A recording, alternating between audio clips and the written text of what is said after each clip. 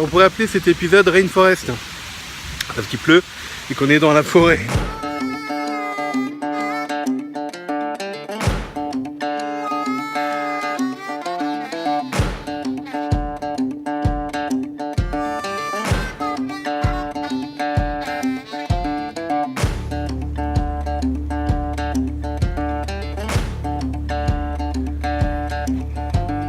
Alors, on est parti quelques jours en vacances.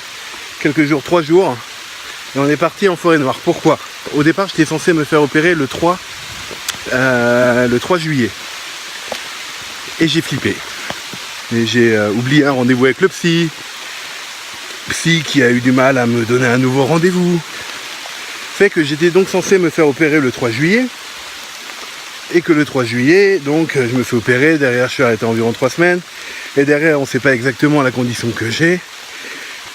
Et on a déjà vécu une année de devoir annuler des vacances.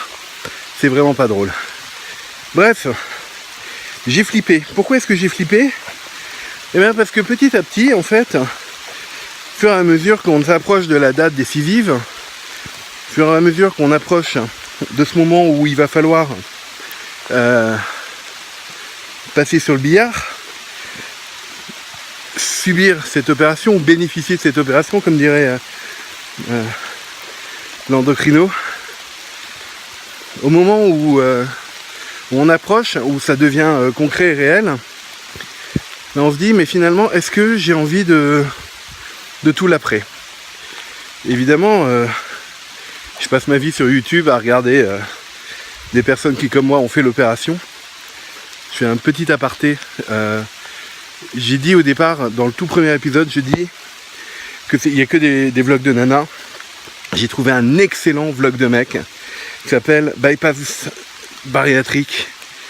Un gars génial qui fait ça. J'adore ce mec. Il n'a pas posté depuis 1 an. C'est-à-dire qu'il n'a pas posté depuis le 3e anniversaire de son bypass, mais il a commencé avant, comme moi. Et il raconte tout vachement bien. Je pense qu'au début, on est super content de maigrir. Et que donc... on est tellement content de maigrir et de devenir mince que finalement les contraintes on les oublie. 1 an, 2 ans, 3 ans, on ne se souvient plus de la galère que c'est. Ce moment que je suis en train de vivre où voilà, juste pour vous donner une idée un petit peu, on a monté tout ça tout à l'heure. Là, tac, c'est Marie. On n'a plus conscience de tout ça en fait. On n'a plus conscience de la galère que c'était que d'être gros. Et donc on ne voit plus que les désagréments d'être un bypassé. On devient un malade chronique un peu comme un diabétique qui doit toute sa vie durant faire gaffe à ce qu'il ingurgite. Voilà. Donc il y a ça. Il y a le fait de se dire aussi, mais est-ce qu'en réalité j'ai envie de maigrir? Tu vas voir, demain c'est cool, demain il pleut. Ouais. Voilà, ça c'est l'état du t-shirt quoi.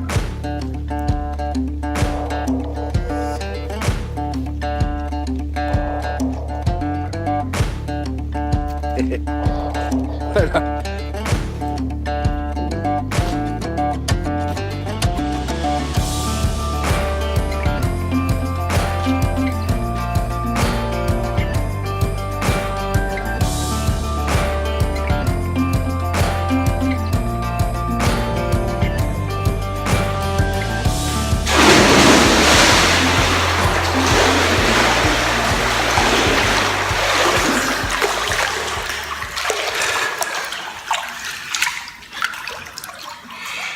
Quand je dis que je flippe, en réalité, il y a l'aspect médical, il y a le fait d'aller à l'hôpital, de se faire opérer, de faire une anesthésie générale. Il y a le fait de se dire est-ce que dans 3 ans, je vais encore supporter de devoir contrôler la nourriture. Il y a l'aspect un peu chiant de juste contrôler le truc. En réalité, le flip principal, celui qui vraiment fait peur, c'est celui de se dire ok, aujourd'hui la bouffe, si je suis dans cet état-là, c'est parce qu'aujourd'hui la bouffe est une drogue C'est un pansement émotionnel qui me permet de faire face à des situations qui sont pas drôles ou qui sont difficiles ou qui sont bref, toutes les situations qui dans la vie font qu'à un moment on a besoin de manger du chocolat, de manger tout court, de regarder des comédies romantiques, de prendre de la drogue, d'aller baiser comme des fous n'importe où, n'importe comment.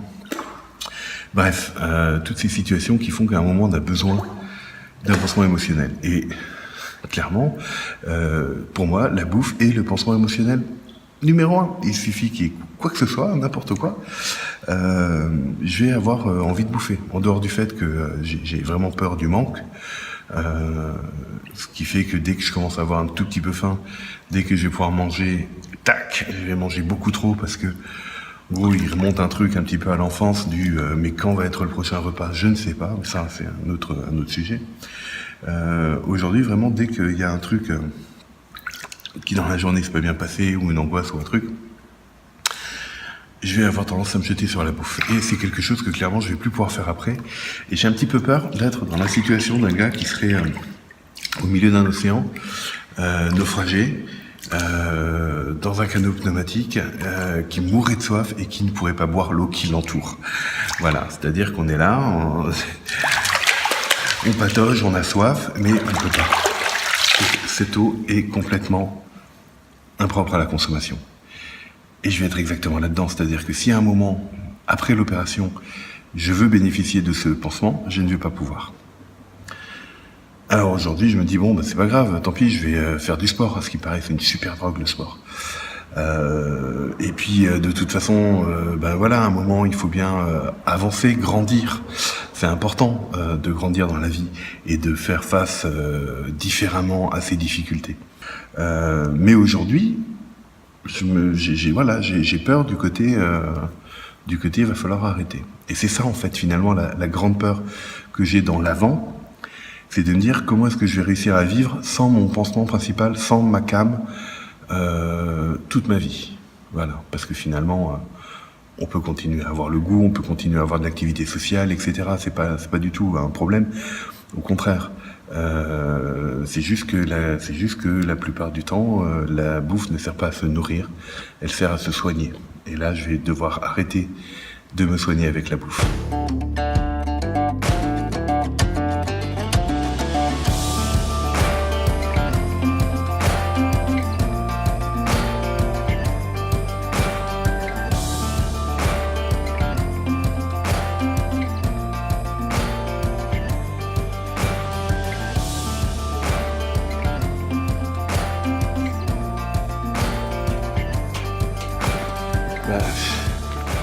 On vient voir des trucs qui intéressent personne, hein, j'ai l'impression.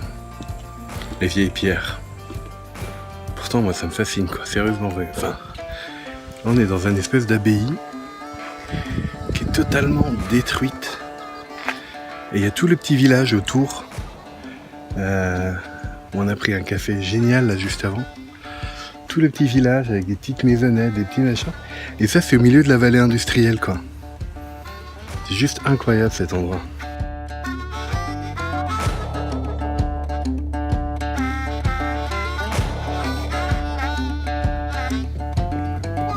Tout ce qu'on n'a jamais fait est forcément